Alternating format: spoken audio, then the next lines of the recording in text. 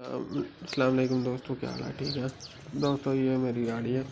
तो मैं काफ़ी अरसे के बाद जो है ना गाड़ी में आया हूँ। पहले मैं आपको गाड़ी का बाहर से व्यू कराता हूँ।